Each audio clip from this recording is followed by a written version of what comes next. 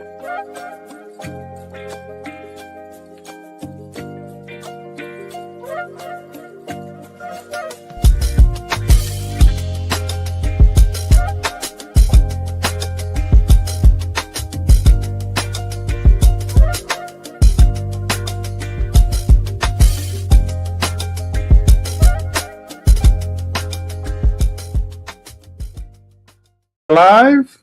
We are live. Facts over feelings. Good evening, everybody. Thank you for joining in with us on this lovely day. Finally, we got some consistent weather, right? Man, it seems like it don't know what it want to do from day to day, hour to hour. Yeah. 1 minute we're 80s, and then next day it's 47 degrees. But hey, that's Wisconsin. Wouldn't happen any other way, right? Well, as promised, we do have a special guest with us. We're going to get to him and introduce him. But I do have my co-host with me here, Jordan Roman, who's doing what? Hi. Running for State Assembly, District 12, Wisconsin State Assembly. Days are growing long, but things are going good. It's just out again, knocking on doors, had a few meetings, trying to get some endorsements, trying to get the support and raise this money. So keep tuning in. We had a wonderful event last night down at Brownstone. So thanks to Brownstone and John and Moore for hosting the campaign and fundraiser for us. We did some karaoke, had a good time. So we're planning to do another one probably later, either right before the election or maybe a celebratory party after the election. But yeah, it was a good time. So things are going good. All right, great, Mr. Campaign here himself, man. Live and in charge, right? Yeah. I can get some sleep though. Yeah. So we have an esteemed guest this evening, y'all. We have Nich. If I say your last name wrong, please don't beat me up. Nich Truog. Truog, That's close. You said it a lot. My dad used to say it. He's from Greenwood, Mississippi, so he would always put the enunciation. Enunciation on there. Okay. Right. Truog. He's like, I was like, Dad, that's my name. He's like, Nicholas Truog. Just double down on it. Hey, it works, right? Yeah. So explain to us, Nich, what work do you do, and how'd you get into that? Yeah, so hey everyone, my name is Nich. I'm the Black Caucus chair for Wisconsin Democrats. And I've just been in this work since 2017. Doing a lot of different campaigns, but I think just generally, I was a long time political director for the Democratic Party of Wisconsin, under Chair Ben Wickler, best, in my opinion, best state party chair in the country. Yeah. I'm just going to say it. He should be running the DNC right now. I'm just going to name it. Yes, but, I was rooting for that too. Man. So no shade, but it is what it is. But yeah, he also worked for Kamala Harris, President Biden, and all these things. And now I'm the Black Caucus chair for Wisconsin Democrats. And just generally how I got into this work is I just wanted to make life better for everyone. And I felt that as I was learning within college and I had my own political awakening of sorts, that to me, the best way to do that, and what I felt that my role was specifically organizing for the best mechanism to deliver that change. I believe that's the Democratic Party and the system that we have.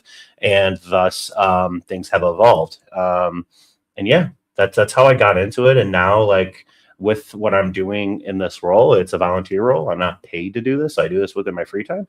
My goal is to really continue building Black political power in our party, so that more importantly, not that we're just for our own community, but we're also normalizing Black leadership and normalizing Black voices in all spaces, even in Wisconsin. So great, man. That's wonderful. You said you've been chair since 17? I know I've been chair since last year. I started getting to this work in 2017. So, okay. I never thought that I would become Black Caucus chair. It is really an honor to serve in this position. There's a lot of great chairs that came before me, and to unanimously be elected into this position and really transform the organization and turn it more into a public-facing organization and grow it rather than a behind the scenes, I think is just a very important thing to me, and I'm really grateful for the members for supporting me. Can you explain for our viewership? So we, in Facts Over Fiction, we really pride ourselves in making sure that our viewers are informed of what these processes and who these candidates and stuff are. So can you just really briefly explain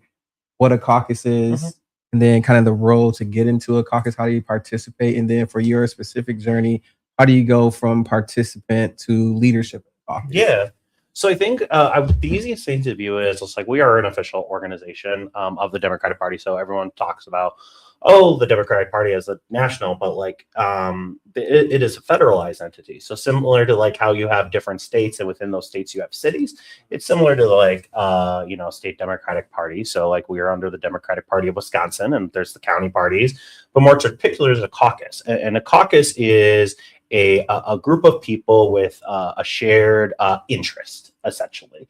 So our caucus specifically is around the advancement, the economic and political advancement of like Black Americans, especially within the Democratic Party. So we advocate for issues that pertain to our community. We advocate for representation within our party, and that is why it exists. For us as a Black Caucus, one thing we're leaning more into now is increasing Black representation within Wisconsin and really uplifting that representation.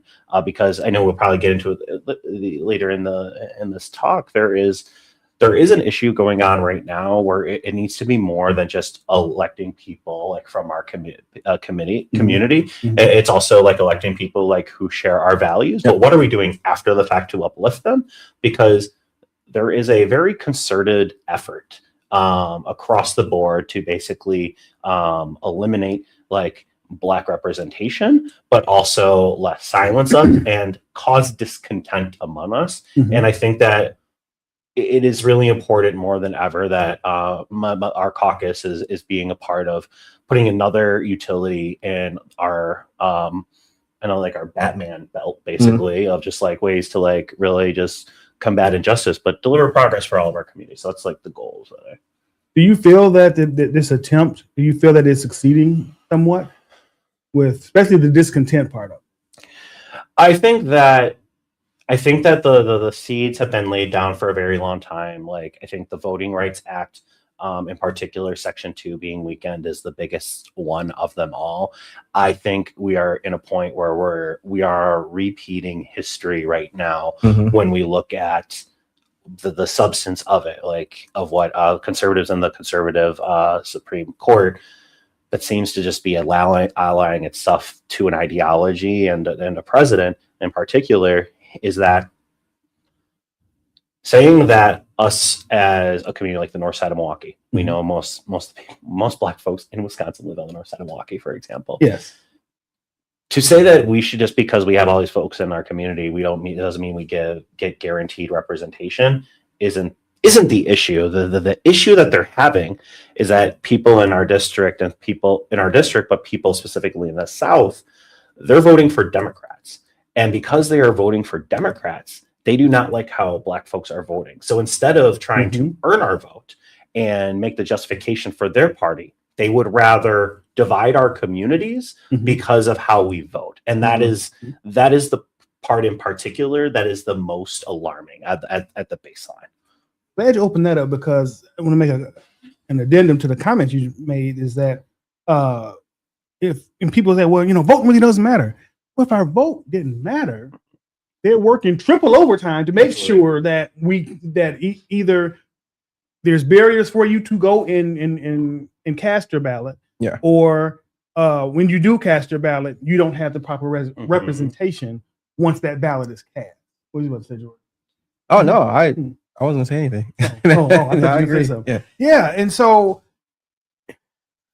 this other thing that really frustrates me is got 3 Black men here. I would say we're all liberal, right? Then you have Black MAGA. Mm-hmm. I don't get them whatsoever.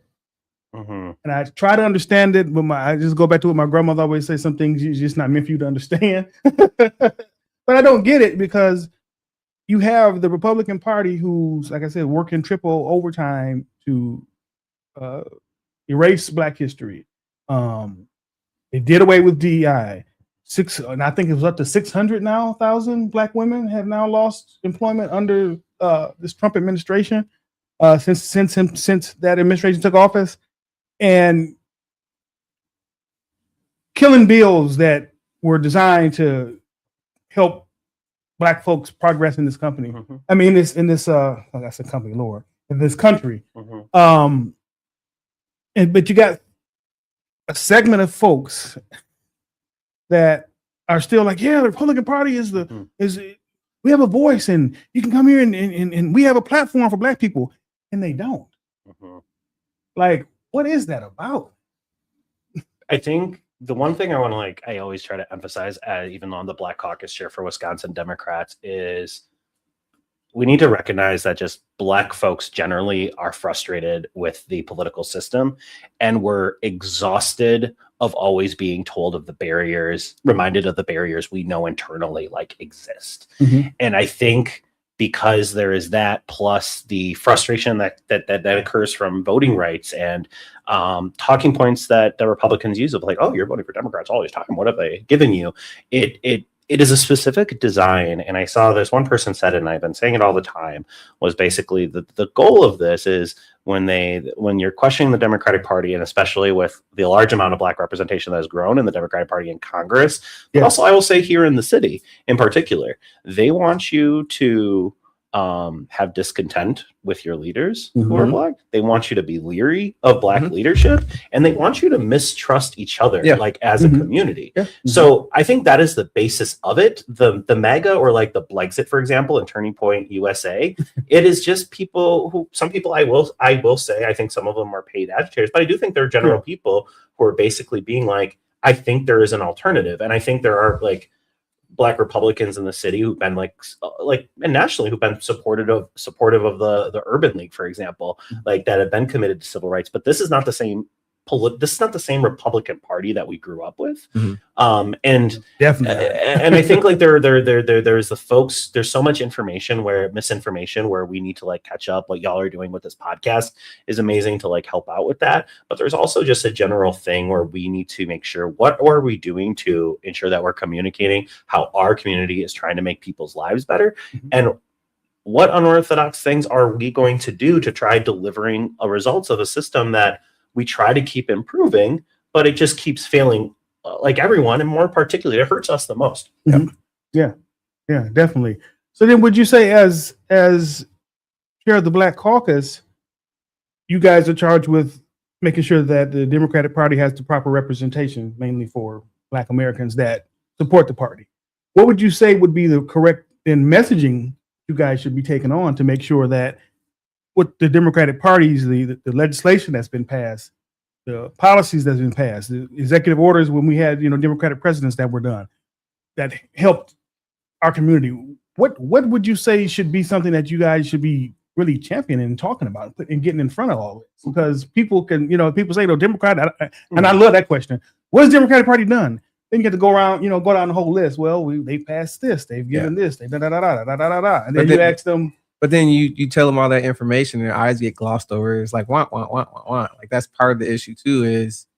Is when, unless you see real impact and it's right in front of you and it's tangible immediately, then you get lost in the weeds, and then you get frustrated by the lack of progress, the lack of results. And I think that is, our community especially has been in survival mode for so long, and we've, to your point, in the low end of the stick, where when they say when the country gets sick, we get the flu, right?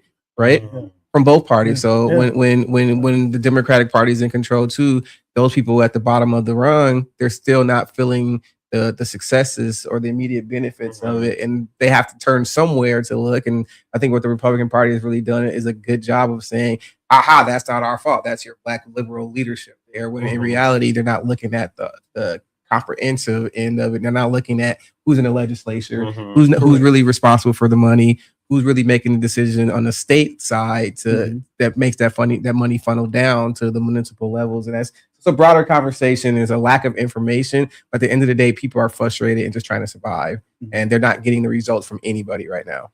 I can definitely get that. Yeah, and I think just generally with it, I want to make clear, like as Black Caucus chair, like our role, like I like, we don't just want like representation. We want Black voices and our stories to be normalized everywhere, because oftentimes, and this is something I did because I felt it during the 2024 campaign, it has come to a point now where people do not think that the issues that affect our community don't affect them. And I don't like getting into this logic, well, because it's something we both benefit, therefore you need to help us as well. But I think it's very important that, just like when we're talking about affordable housing, for example, like we all like experience it. Like, yeah, we may experience disproportionately more because we didn't have a house handed down to us for generations. Right. You know, Or $400 million. Oh yeah, you know, so like I think there's those things that are going on. The other thing I think about just there's an ecosystem problem that we have, and I think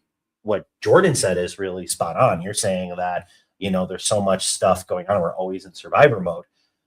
Institutions that are being built in our community to help political and economic process are always being under attack. So we have a very big nonprofit ecosystem. They have to be very careful on things they do politically, because it could hurt the C3 status, which in turn hurts services being provided in our communities. So that's the point of the Black Caucus and why we have a register committee with the state of Wisconsin, because we need more tools in our tool belt with the campaign finance laws to fight back. Yeah. So literal example from one of the conversations I literally just had yesterday. So, and I'm not going to name any names or organizations, but I'm a part of a lot of affiliations. You know, Urban League is not, we're both from the Urban League. That's not the organization I'm talking about. Yeah, right. Exactly. YP.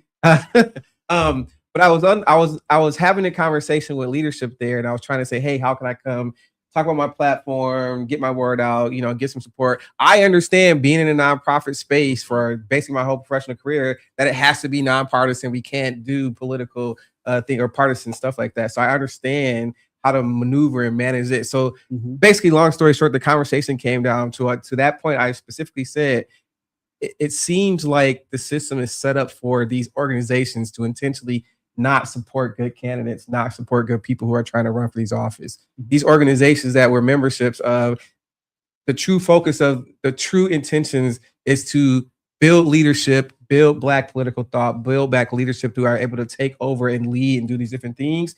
But it seems to me sometimes that the system is constructed to make sure that we plateau the leadership there and not give them opportunities to step into leadership based on the financial campaigning and how we build support around those different things. So it's a larger institutional issue that will probably take a lot of years to uncover, but it needs to start there in the conversation to happen, because that is a hindrance to Black leadership across the board.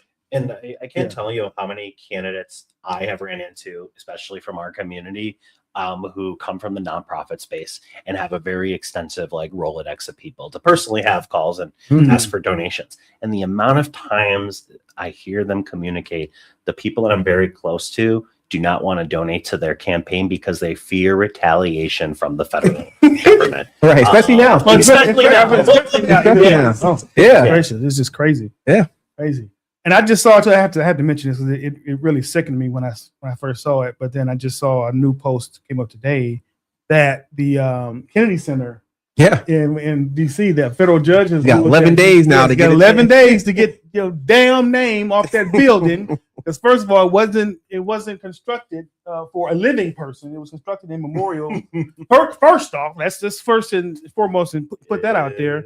And I has 11 days to get his name up off of there, and they have to halt the construction so I don't know, we'll see. But I kind of like just seeing that, like, okay, so there is some light at the end of the tunnel. But the system is trying. The lower courts are trying to maintain some sense of democracy and rules and normalcy. But with the Supreme Court we have in this current administration is just. I have nothing. I don't know what tomorrow brings. I don't know what the Supreme Court is about to go and break in a couple days or weeks. Birthright citizenship. Yep. And there's pending cases. Like, we're just all anticipating what's going to happen before they go and break, and then they're going to go and break, and like they're going to dump the mud out there and leave everybody to deal with it while they're in break. So yeah. I'm sorry you mentioned. I know this is going to be off topic. When you talk about the Kennedy Center, I think we're talking about out there that I think we all listen to Michelle Bryant's show in the morning. Yes, one thing when she's talking about the ballroom that I'll never forget that she said, she was like, you can build that ballroom. If Democrats get in charge, they need to tear it down and put it back to how it was. Yes. Like when you make a mess at your auntie's home and you're just there, like, you're going to make sure it's exactly how you left. Definitely, man. I do hope that happens, honestly, because that's just appalling. What this party has turned into. Because the Republicans that we grew up under and watched would never have let that party. I just don't think it would. Honestly, I and it's just it's sad, and then it's also scary to see how they have just let MAGA, because that's what this is now, just come in and overtake their party. Like, and I don't even know what the Republican Party now is. I don't even know what they stand for. I don't know what their policy agenda is. Nothing. It's just all about the orange Jesus, and then that's it. Yeah, but like one thing, I want to go back to the question you said, because there is a problem right here. Because I think sometimes we're talking about Republicans, and we know how bad they are, but they're like, well, what are Democrats doing? And I think one thing that I was frustrated about, I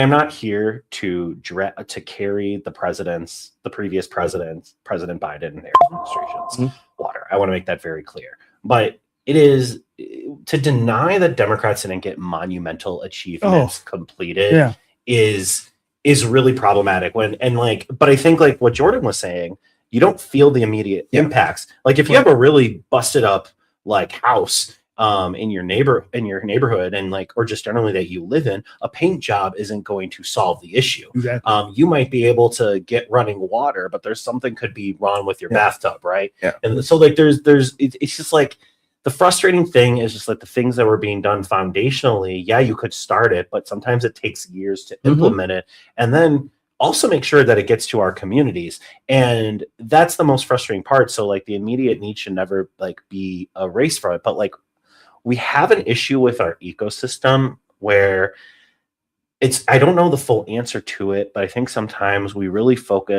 we're very focused on really making sure I want to have a both sides conversation or like, well, it's all about accountability, but the information of what's actually being done isn't making it to the community, and it creates that distrust, and like it affects us like in particular the most. And like that is like a very troubling thing, to the point where when people hear no tax on tips, for example, they think it's the greatest thing in the world. I actually do GoPuff and DoorDash to make some extra money, because that's how rough the economy works. I did GoPuff basically the other day, and I did it for 3 hours. You want to know how much I got paid for this? I got paid $8 for that, because no one tipped. So, but when people are like, oh, no tax on tips, you get them, like it requires you, who could also be economically struggling as well, that you can't afford to get a tip. So it's like there's things where they present these policies that is good on paper, but it intentionally allows workers to be exploited. And I think like that's a very big problem we're running into. So let's talk about that. So what I think the Republican Party for years has done, especially this current iteration, is they've dumbed it down, for lack of a better word, and they've made it palatable enough, simple enough for people to understand it. I think that sometimes the Democratic Party, and nationally the Democratic Party, we always come out with these strongly worded letters, and we're talking about these policy points. We're putting the 10-point policy with all the different amendments to it, and the people are like, I can't digest that. So how do we as a party simplify it in relative terms so that people understand what the impacts are and make it relatable? I think that will solve a lot of the communication issue, because the information is not getting to where it needs to go. It's happening. You know, I was thinking the other day about all this construction going on. Like it sucks right now. It's a hindrance, but a lot of that comes from the Biden administration infrastructure bill. Right. Yeah. And that like people all across the city, like all these projects, they still are putting the signs up. This is a Biden era project, blah, blah, blah, blah. Yeah. It sucks in real time because we can't get anywhere in less than 20 minutes anymore. But the progress that was made then under that administration is currently making its way through the system. And we're going to feel the same impacts from what's happening now, decisions being made, just like we did the first Trump administration. The impacts that we were feeling, that people were negatively impacted by feeling during the Biden administration, were largely part of the policies that were enacted during the Trump administration. That old inflation that disconnect never filters down. So how do we communicate? That's the question. How do we communicate that better to the people? I'm just getting like, you know, when you say something, you said, I sometimes I would say something that my dad wouldn't like growing up, and he would just be like, what'd you say? Say it with your chest, right? and I think like as Democrats, we have an issue of, we're not just saying what we believe. We are too concerned about what someone is going to say. We're concerned about being disagreed with. And I think as a result, when you're in the system I do feel that people just generally pick apart Democratic proposals. I completely agree with that. And I think that is a part of the reason why things become so detailed. But I think also we need to be very direct with what we're trying to achieve it. And just if there's like a silly like question, just like that's a really silly remark. Like that's not how this works, but I'll tell you anyway. And I think we shouldn't be afraid of that. I think one thing when we talk about the minimum wage, for example, of it being low for so long, we're so concerned about, well, is $20 an hour too high for a minimum wage of all these different reasons? It's going to hurt small businesses. We're not going out there and like saying things I say. I'm like, yeah, and I think we need to have a plan to make sure small businesses can work up to paying that minimum wage. But why should these corporations, quite frankly, the manufacturing and agricultural groups in Wisconsin get over half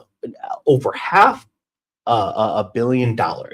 And it's getting closer to $1 billion in tax credits every year that we pay for. Why aren't we making sure that some of these corporations are paying livable wages? Why do we make sure that Walmart, who can leave Midtown, for example, like, and not have a store, not have jobs there, and all of a sudden they get to pay less on their property taxes? There's very simple things that happen where we make excuses off things like, if it could affect me, that the people who have the most wealth and power get away with. And I think we need to be very direct with it, say it with our chest, and be bold when we say it, and stop worried about the outcome. I think just the other thing I will say is that I think that there comes a point as Democrats, I think we're seeing it across the governor field for in Wisconsin. We need someone who's going to be aggressive and just go with it. And I think people want to see Democrats who utilize Trump tactics. I think the biggest thing that I always think about is the student loan piece of it. People are saying, well, they said no. And Biden was like, okay, I'll go a different way. But I think, look, in hindsight, it's just like, why didn't you just do it? Do that in the first place. Yeah, because this is what Trump did. I think that's the lessons we should, like, Democrats should also take from this administration and what they're doing. It's a scary thing to put in, to put in, because like what the ramifications of like that are in the future. But I think like we need to make sure that people get some type of immediate results, because they can't wait for I-94 to get done. I don't want to wait 10 years. And I'm annoyed that I have to drive by it every single time. And it's all these cars are coming through my neighborhood in West Milwaukee right now, and I need them to slow down. And I'm going to these. So anyway, that's the stuff.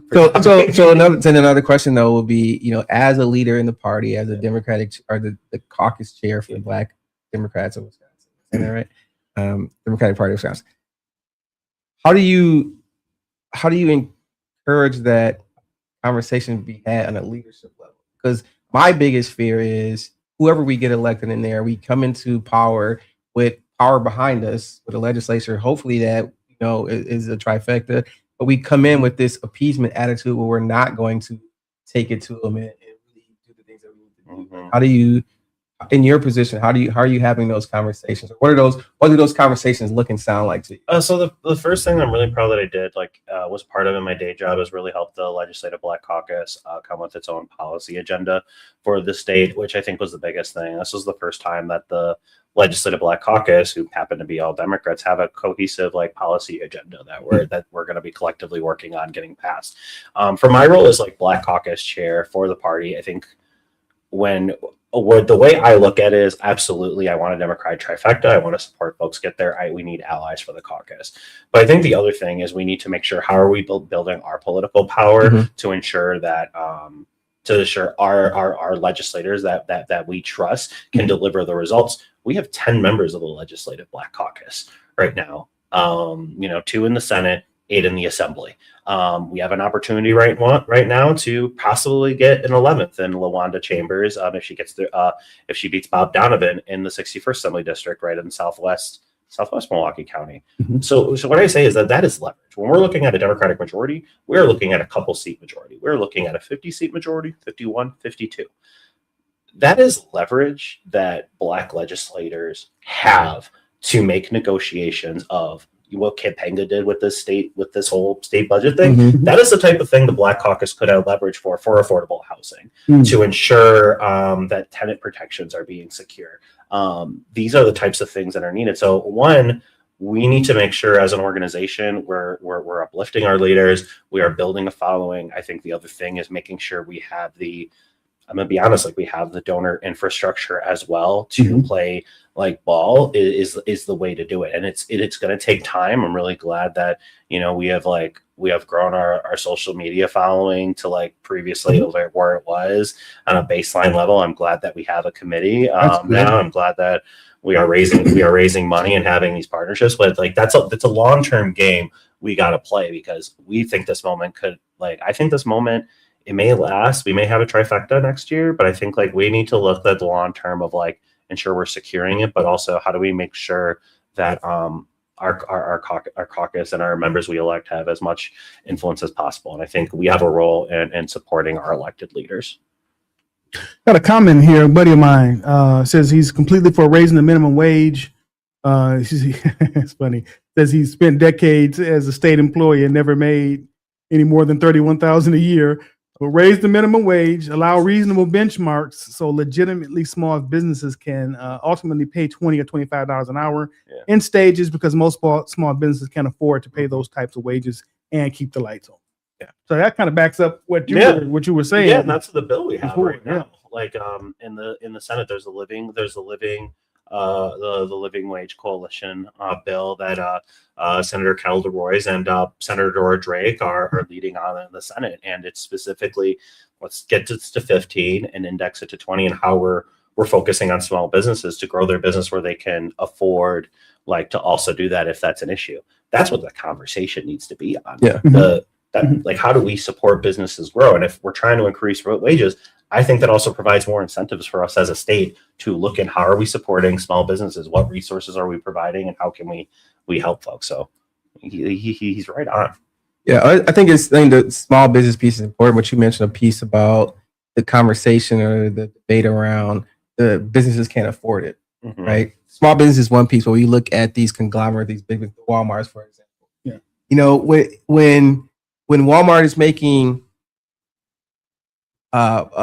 profits, record profits year over year, and they're telling us that they can't afford to increase that minimum wage to even $15. That is a lie, first of all, and that's what the issue I believe is, especially when we talk about those bigger businesses. There has to be some kind of way that we can either force or incentivize or whatever we're going to do to force those major corporations to do that, because once they're able to do that, then obviously that increases the economic ability of those employees that work there to buy more stuff, to, you know, do different things in the market. And I think that will help us bridge the gap for the smaller businesses to raise that. So I think that has to be a part of the conversations. And sometimes we gloss over those record profits. Like those record profits are there, and they're always talking about the stock market and all this stuff. Like, yeah, that's where all that extra money is going right there. You can't take 1 or 2% of that, 0.5% of that, and put it back into wages for your own employees who are moving this economy forward. Like that's where the conversation, I believe, goes. This money is going to the people who are getting those dollars and those profits, those high-end execs, and who have they're going to like the fancy restaurants or the businesses of like their lifestyle. I'm not saying people like everyone's like that, but like when more money is in people's pockets, people are going to spend more. Spend it. Oh yeah, it's going to go in their community. You're telling me right now, if folks in this neighborhood right here didn't have more money in their pocket, they wouldn't be like at the Sherman, like they're at the Sherman Phoenix right now. Like when people have money, they want to do things. Like the study that's going around right now around like, and this is more talking about race, but it's like the racism cost the United States like 19 or 20 trillion over 10 years or whatever it is. Racism ain't cheap. Right. It ain't cheap, but it costs more to do that than it is if you just gave everybody a basic livable wage and let them really live freely and buy back into the market or buy back into the economy. I mean, had we not been where we are now, you know, we had a plan to give black first-buy homeowners $25,000 to the first one. We had things on the books to get student loan forgiveness done.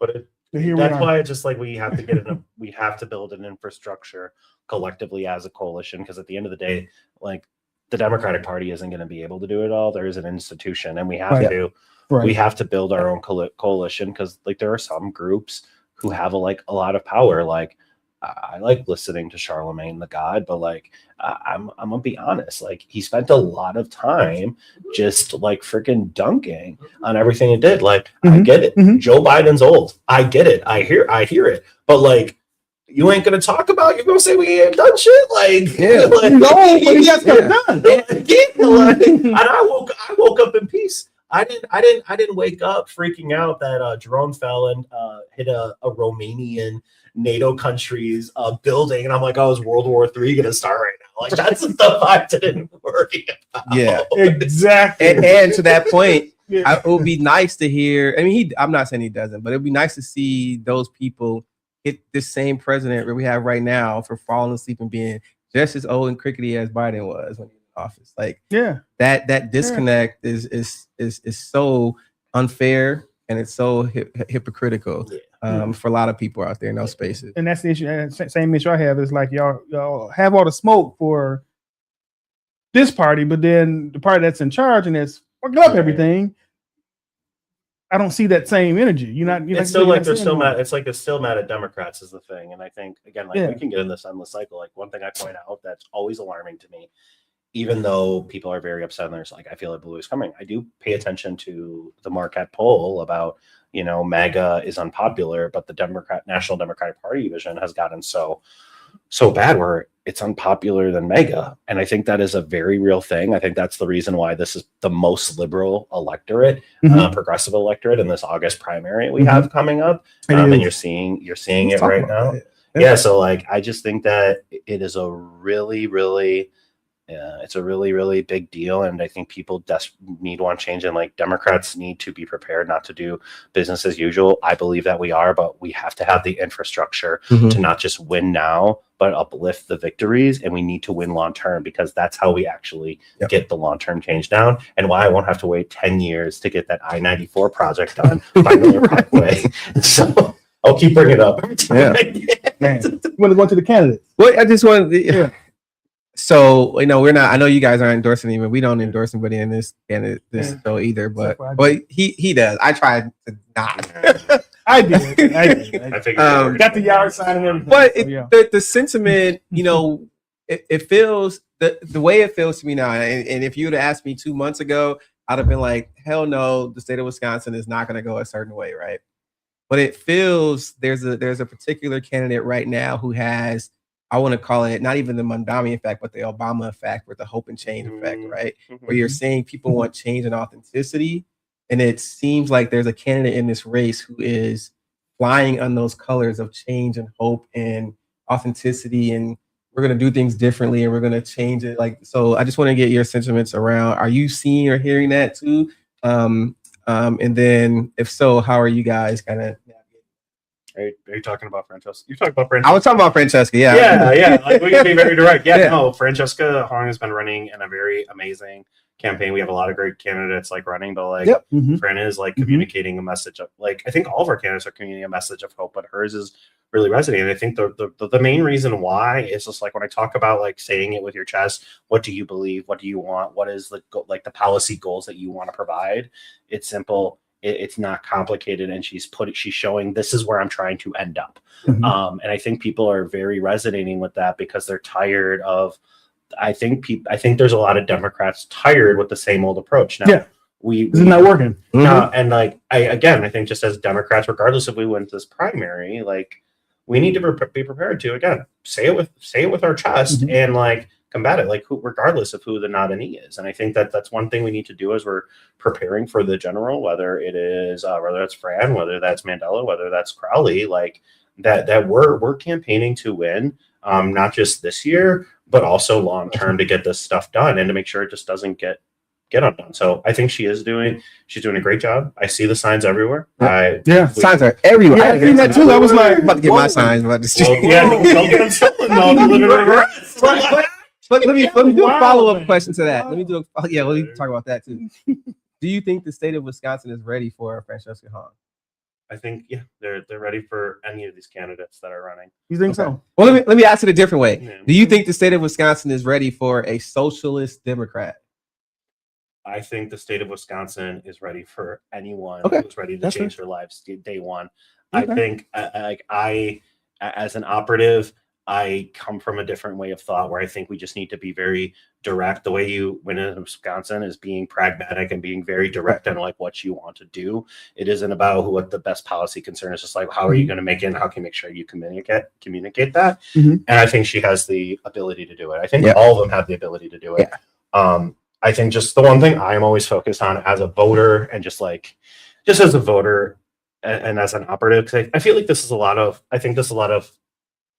times people like do feel, especially within my caucus, but I think generally like people just want results. And I think just for me, that other thing that I always just look at for it is like, I do think qualifications matter. I also think that your ability to navigate the bureaucracy matters, because it's like, how are you going to get this done? If you can't get this done through the budget process or the legislature, how are you going to get it done in your administration? That is something that Tony Evers has done really well on. I have to give him a ton of credit for that. So like, I think like that is the things that are important, but we need that. We need like folks like Fran, like Mandela Barnes, who has been like similar, like outspoken his entire career on, where people talking about like, oh, why he lost the Senate race because he said these positions. In hindsight, he was right. ICE is out here shooting people in the face. So we were really mad about his positions on just like reform for ICE. Like, so there's that. But we have amazing candidates who know the system so well. Like, you know, so I think it's just is a big thing. But I do have to plug this too. We have had all the candidates here except for two. Those two are Mandela Barnes and Kel DeRoy's. They have not Still come on the waiting show. for both of you. Still waiting. We've had all the gubernatorial candidates on except for those two. So come on, y'all. Yeah. Come on. But we had the chance to listen to them, and like I didn't really know all of the candidates. I had put my hat in the race with County Executive Crawley, but after listening to all the rest of the candidates that actually came on, I was like, okay, I feel comfortable, even if Crawley didn't get it.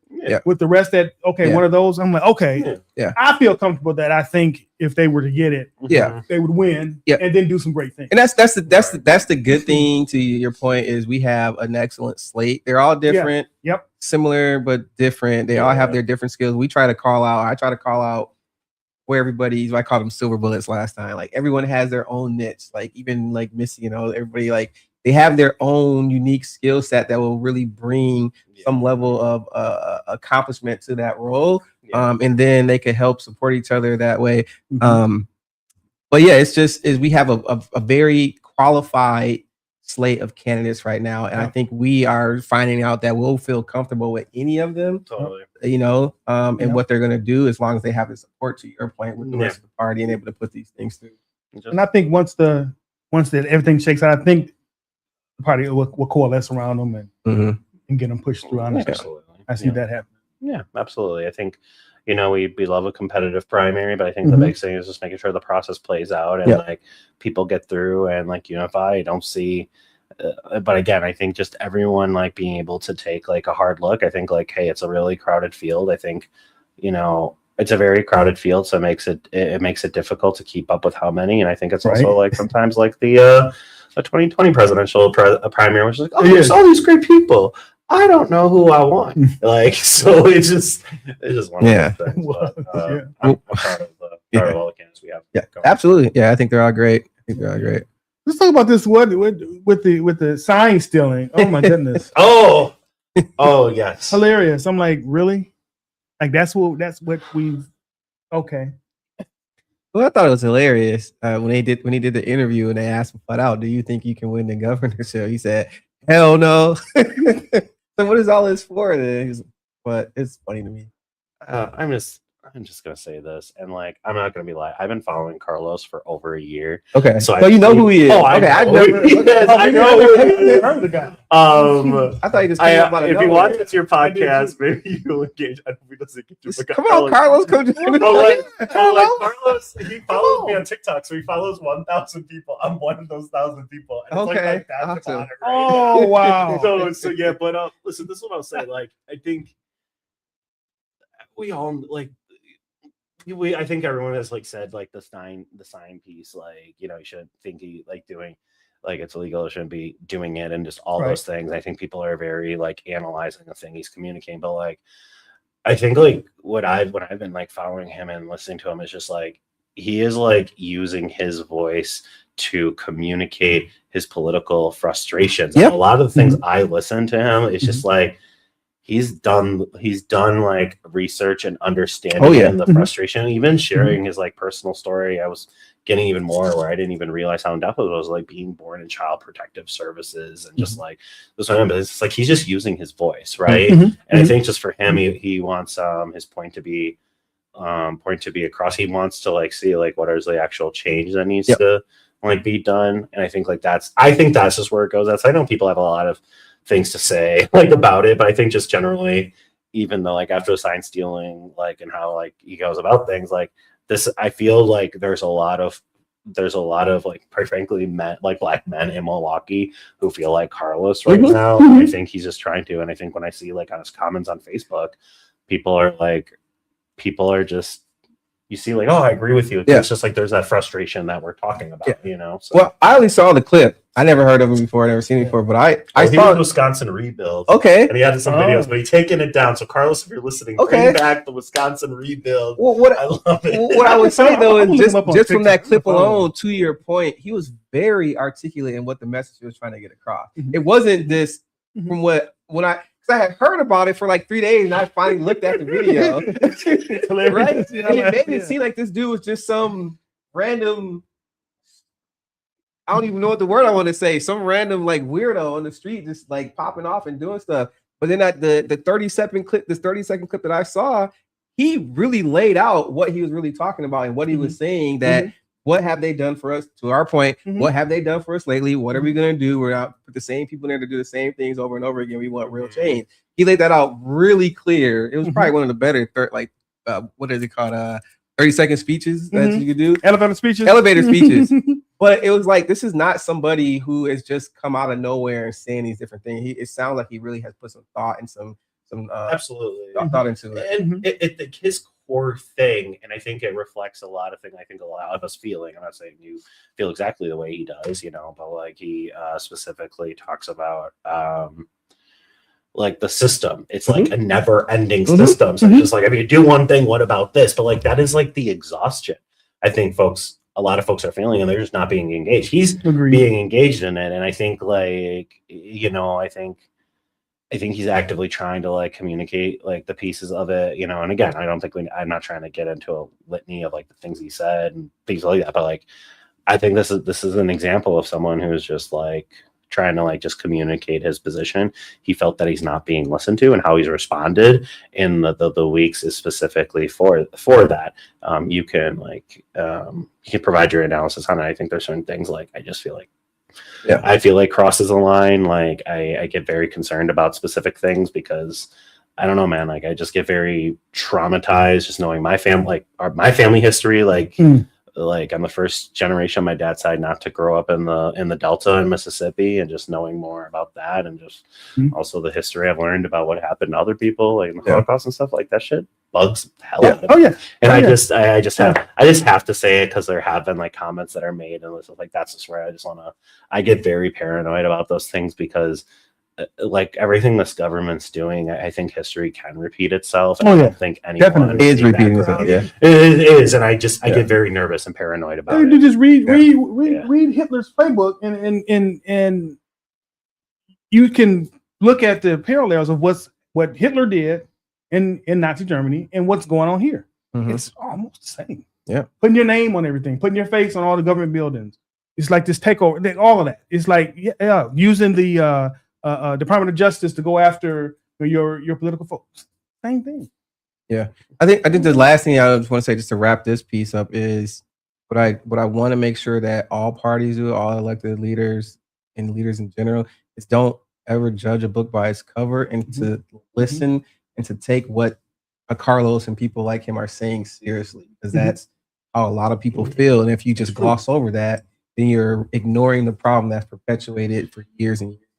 Yeah. Like don't focus on like the big thing, like the thing he says, like why is he saying, and just then like what is the overall thing, and like again, like I think he's really making it clear, But like, and he's not afraid. Like when I think Ty was at WSN 12, he's like, yeah, Carlos wanted to insisted on doing this in front of the District 5 police station to ensure he wasn't afraid to get. I was like, this guy is brilliant. Like, what? Who thinks about that? I'm just like, are you seeing any sound to me? So I was like, oh yeah, I heard somebody once down. I learned so much from that 30-second clip. Like, he did it in the front of the police station intentionally. Yeah, What? Like, yeah, we can't ignore that, you know, and ignore that voice, because like I said, what he said was really spot on. Yeah. Spot on. Yeah. In terms of like the system and how. Yeah. So do you guys, the Black Caucus Chair, are you throwing any kind of events that are helping boost the gubernatorial candidates here in Wisconsin? Not officially right now, but you know, we might have a forum in some areas of the state. I think there's a lot of forums happening in Milwaukee, so we want to make sure that so if you do have a forum coming up and you're listening to the podcast, like, please send it to us, where you can send it to WIS Black Dems on all social media platforms. Just Wisconsin Black Democrats, send it to us. We can help promote it, but we just want to make sure everyone is getting the chance to make their voices heard. I think just with the governor candidates, we have a great field, but like also we have 2 Black Caucus members, David Crowley and Mandela Barnes, who like are running. So you know, we're always in a unique situation, because making sure we're uplifting Black leadership, but then also like making sure we're being fair in the Democratic primary process, which is the most difficult job I have had, because we have some really boss candidates running in some primaries. I'm like, they're the only Black candidate in there. I should be able to say whatever I want, but I got to follow the rules and party. Follow the rules. Those rules are driving me crazy. Know about those rules, the nonprofit rules, the Democratic leadership rules. Yeah, but it's learning the system, and it is what it is. But it's figuring out ways that we could creatively support the people that we want to put into these positions. Because at the end of the day, what I hate seeing is electable candidates not getting elected because of a systemic structure. It's preventing quality people from going. And then you're stuck with the unquality people that are in there who are mucking up stuff. Yeah. So that's exactly me in this role now, is trying to figure out is, okay, understanding the rules are this, how can I still go around and gain support, even if it's just on the back end, but how can I gain support, or how can I influence other people, support other candidates, whatever it is, right? So it's just learning how to build those coalitions, those support the right way, and making sure that we are all working together to get the best possible candidate in that seat. But what I'm gonna say this. Come on, you're not gonna be able to say it. I'm not running for office. I can't say so. I think and we mentioned this earlier, is I think all of us, and if you're listening, like, you probably know of someone you think would be really great to run for office one day, or you're like, I would definitely vote for them. Like, you should definitely do this. You'd be a great representative, right? And when you finally do it, when you're in a service-oriented space, or even in the business world, it's just like there's all these barriers where it's just like, I don't want to like do this because I think this is going to affect me personally. I don't want this like out there, public disclosure and pieces like that. But I think if you really want change, and when we're talking about how do we make change for our community, there comes a point that we need to stop being afraid of just holding on to the little we have as a community when we can have absolutely more. And there's always a way you can be helpful, but like, that the finances things matter. I'm not saying that we have to raise like $50,000 or $60,000 to like win a state legislative like primary here in Milwaukee, but you got to be able to do enough, because you physically can't knock all the all the doors. And y'all know, I know damn well, and people listening to this, y'all ain't always answering the door. When you're there, when that Ring camera pops on, I hear you behind it. It's the worst when you see him edge out the window. I can see you. You still don't come to the door. Man. So like, it's just like, it is difficult. I think like, if we really want to create change, like, we got to be able to support the people we believe in, whether that's with $25, like, even if you're just getting 10 of your friends to give $25, like, those things go a long way, and we can't be afraid anymore to like do that. We got to figure out how to navigate the system, and that's why the Black Caucus is there to also like do that and provide that additional tool. And it's also about, since you mentioned the door knocking, it's also about what are the innovative ways. We live in a post-pandemic world too, so people don't want you in their spaces. People aren't knocking doors. people aren't answering phone calls as much as they are anymore. So how do we move from knocking as many doors as you can, call as many people as you can? Wait, how come I can't use this text message and mass text people and do it that way? Like, so there's non-traditional things that we need to start thinking about as a system or as a party that we can start utilizing better versus just saying the traditional way is the best way to do it because the data supports that. I think the biggest thing on this, like, I'm just gonna like nerd out right now of just like the tactical things, but I you're absolutely right. But I think like some of the norms, like people can answer the phone call, because when we were doing this, I got another call about my personal loan being approved apparently, and I need to like I don't answer the phone sometimes because it's that like I have the screening now as a personal loan. I'm like, oh, let me cancel this out. But I just go over all that to say so it's like I think what y'all are doing with the social media piece is the biggest thing. Yep. Creating that, I think we need to like execute that, but yeah, no, 100%. But I think there's also some things where if you want to send out mass text messages, you can only send them out as so much before you can't text it anymore. So like there's also tactical things we now have to deal with because of all the scammers that hurt political stuff because they knock down, they'll crack down on scammers every now and then, but they really crack down on political like context like that takes a lot of people off. So like that's some of the barriers we're dealing with. We're prioritizing limiting civic engagement, especially among like candidates themselves, rather than limiting like engagement for potential scams and soliciting. So okay. Do you guys have any voter registration events or anything like that coming up too? So we have our annual meeting at the state party convention on June 13th. So I think it's next weekend in Madison. Our meeting is at from 2:45 to 4:15. You can join the Black Caucus for free and attend the convention. You do have to pay. I don't control the attendance fee. That's the state party, but there is a fee to like do. Like they'll work with you on that. Okay. And then in the evening, if you are in Madison, we have our convention link up with a Congresswoman in collaboration with Congresswoman Gwen Moore, and we're going to be having some free line dancing, but if more in particular, if you how do I say this in the right way? If you don't know how to line dance, we're gonna have free lessons for you. Oh wow! So I'm really looking forward to doing so. Bring the fans. I want to see where they're at, and don't ask me to do it to Mia because I'm gonna trip over a little bit. When is the convention again? It's June 13th through the 14th at Monona Terrace in Madison next weekend. And then we'll probably we'll have some more events coming up. And then also plug, we have our monthly, every third Saturday virtual brunches as a Black Caucus. It's just for us to like connect wherever you are around the state. They're free. It's at 10 a.m. every third Saturday. The next one will be on July 18th. Okay. So you can find that out. Go follow us at Wisconsin Black Democrats on Facebook, Instagram, and X. And as well, we will also have a virtual option as well for the Black Caucus meeting if you can't make it to Madison for it as well. So we do have accessible options. So anyone could actually join if you want to, because I've been interested in actually doing something in that nature for the longest now. Yeah. Okay. Man, you got one. Yeah. Just depending on how much this entrance fee is going to cost you. I think it's like $30 or something. Yeah, that's like 25.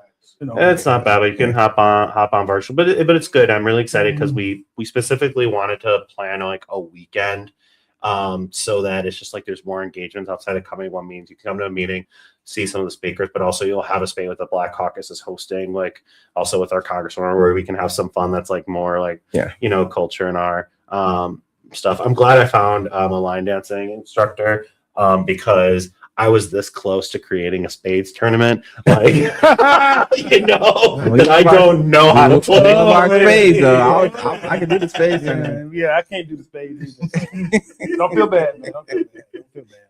Okay, so again, we're doing these shows trying to get us prepared for the August 11th primary. We got a slate of gubernatorial candidates that are going to be on that have come through this way, sat in that same seat and talked about some things and talked about some issues, and our listeners here were able to engage too as well, which I think was great. So the plan is hopefully to get them back through one more time before the August primary. But Nick, man, we thank you for coming through, man. I know you're busy. I know it took us a minute to finally connect and whatnot. No, we finally connected. We got it. We're in there now. But thank you, because I know you got a lot going on, man. So you take time out of your day to come through and just talk some stuff with us on the couch, man. That means a lot. Yeah. Anytime. Yeah, I just want to say, thank you for your leadership. Thank you for just being who you are. I've known you since the YP days. And so we know what pressures that comes with. So that's just a testament to your leadership as well. So just keep doing the work you're doing, however we can support you here in this podcast and the community. If you ever have stuff coming up, let us know. We'll air it out to our viewership and whatnot. So absolutely. Well, appreciate y'all, and thanks for having me. Oh yeah, thanks. So before we wrap, totally just have a quick announcement to make. This is going to be our last show for about a month. So we're going to be taking the rest of June off, and hopefully the plan is to come back in July in some sort of form or fashion. I know West Production Studios, who hosts our podcast here, they are doing some internal changes and some rebranding and whatnot. So again, the plan is July for us to come back. What that's going to look like, how it's going to look, I don't know yet. We haven't had that conversation, but just let folks know that we will be off for the rest of the month of June. But I'll be posting things on my Facebook page and whatnot, keeping us aware of what's going on and whatnot. So please just stay engaged with us. We'll make sure we stay engaged with you all. But yeah, for the rest of the month of June, we'll be off, and the plan is to hopefully come back in July. Again, just don't know what that's going to look like or how that's going to look and whatnot. But before that time, we'll make sure we send something out so folks will know where to catch us at. We're going to make sure that we do continue this, because this has been fun for me. Yeah, it's been great great for over a year now, especially what it evolved from, and then what we're doing now. It just has been an amazing time, Jordan. I have to say, and thank you for teaming with me. Thank you for having me. Met this brother great. Met this brother a year ago. It was at a voter conference or something at MATC, and then I met you again at the presidential debate party that you guys had, watch party that you guys had. Oh, at the Urban League. No studio. No, it was a collaboration with Urban League. Yeah, met him, and then we connected, and when I was looking for a co-host, I said, you know what? I think I got a brother that would probably do well here. And look here, what we got. Hot and heavy, Ralph and Bay. Yeah. How you doing, Orlando? Did I tell you I met Travis? What? You finally met him? Travis came to one of my listening sessions.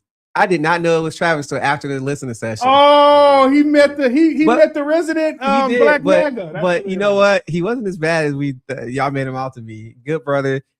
We disagreed a lot of stuff. I will say that. But we had a great conversation. I invited him back to some more or listening sessions. We still want to debate. I would love to debate you, host my candidacy. Yeah, that's what we political. Yeah, I would love to debate you that way. Together. You might make me say some stuff that I don't need to say right now. But it was great to meet you, Travis. We Travis definitely Clark. want to see you. So good to meet you.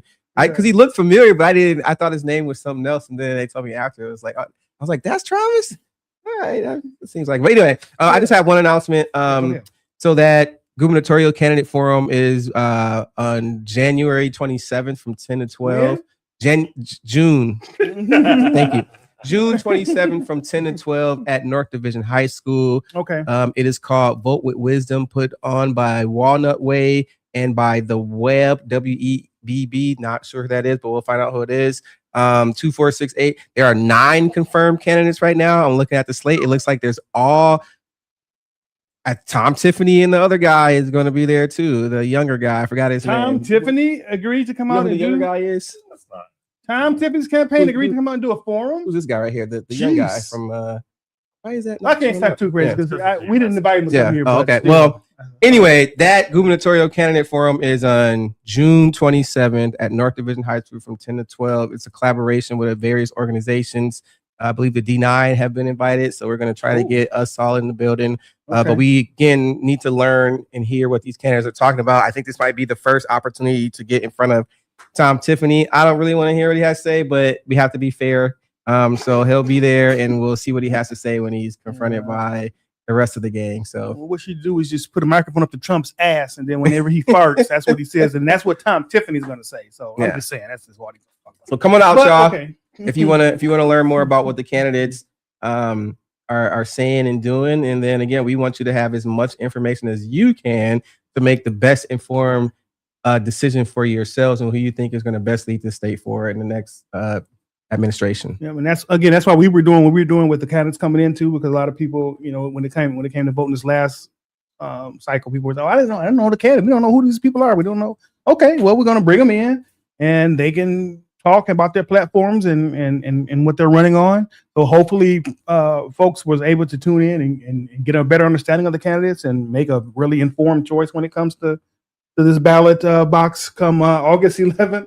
I do hope that was done, and I do hope people were able to tune into us and get that and take away from, okay, yeah, I do know who I'm voting. I do know what this box I'm checking. I know exactly what I'm doing when I go in that booth. So, all right. Anything else? You guys got something too. Your campaign, right? So the next scheduled event that we have is on Tuesday, June 16th at Uplifting Mansion. We're having a nacho. I wish I had it in front of me right now. We're having a nacho party, nacho average fundraiser. That's what it's called. Right here, nacho average fundraiser. So join us for an elevated Taco Tuesday and fundraiser for yours truly, Jordan Roman. We'll be having a 30-minute bachata instruction, followed by a panel of myself and a couple other community leaders here in the city of Milwaukee. $25 to get in, free tacos and a free margarita, and enjoy some bachata dancing and enjoy the conversation around leadership. Free tacos with an S. It says tacos with an S, so of course tacos. So so that's my next fundraiser coming up. We've been having fun. I've been trying to do some really creative things to get people out and engaged. These are things that I like to do. I tell my team all the time I want to be a stuffy politician. So we did karaoke the other day. We're going to do a Nacho Libre type of thing. We're going to do a golf outing. So we're just doing things that's getting people engaged in the process so they can have fun, but then learn about the issues and talk about the things that we want to do for that district in the city. Perfect. All right. We have Jordan Roman running for District 12 State Assemblyman. I think he has a really good shot at doing it. So y'all go to his campaign. What's your campaign contact information? Yep. So Roman4Wisconsin.com, ROMANFORWI.com. You can get in there, you can donate, you can sign up to support the campaign by volunteering, making some calls for us. And then every other Saturday we're doing canvassing too. So we're out there on Saturdays as a group between 11 and 4, knocking on doors and getting to know people. So if you have time on the weekends, come join me and get to know the area. Again, we want to bring as much attention to the Northwest side as possible. That is that has potential to be a really, really, really thriving area once again. It used to be a staple with Northridge back in the day. There's no reason why we can't work to make that community in that district a thriving economic hub once again. And should I get into office, that'll be my main goal, is to help usher that in, working with the different leaders across that district and a municipal level to really make that a vibrant area again. So that is the vision, that is the goal, and that's what we're going to do. But we need your help, so help me out. Hey, sounds good. So, folks, remember again, because I always like to leave with these parting words. Make sure you're registered to vote. From what I made to understand, those of you that probably don't or do listen to Michelle Bryant, listen to her this morning. I think she was talking about how over the weekend they did a voter registration forum at church. I forget the name of the church. Holy Redeemer.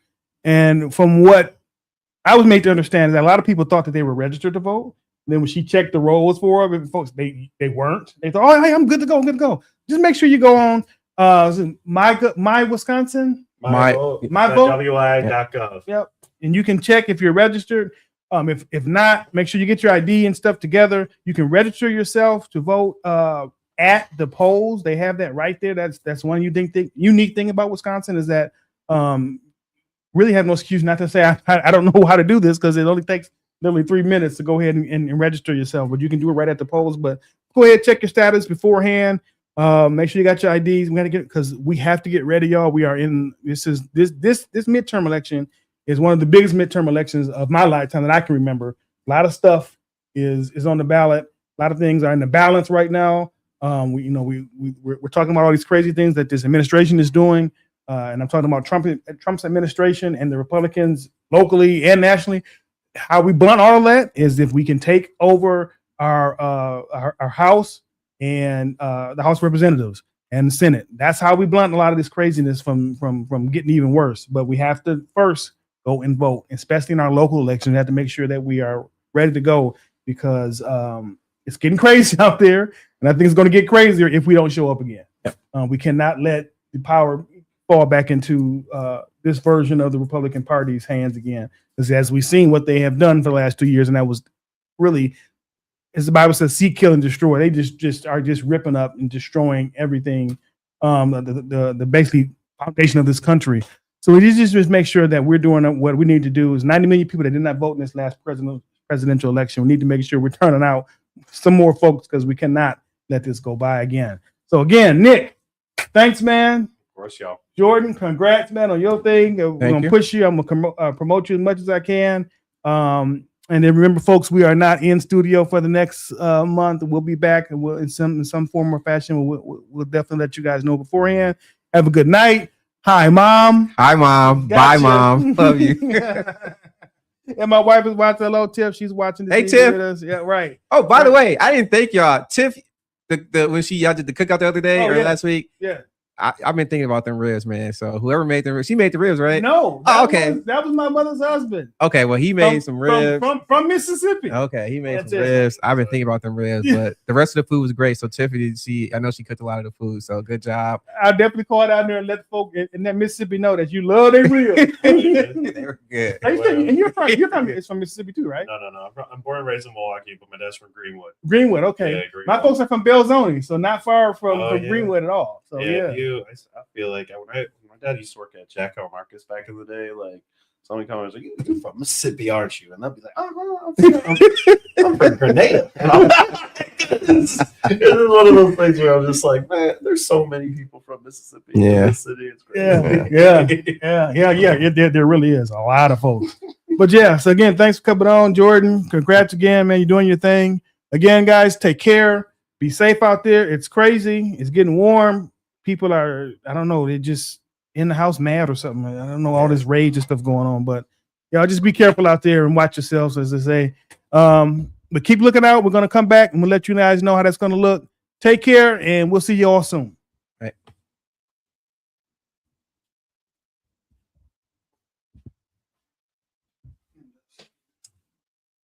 Not too bad, right?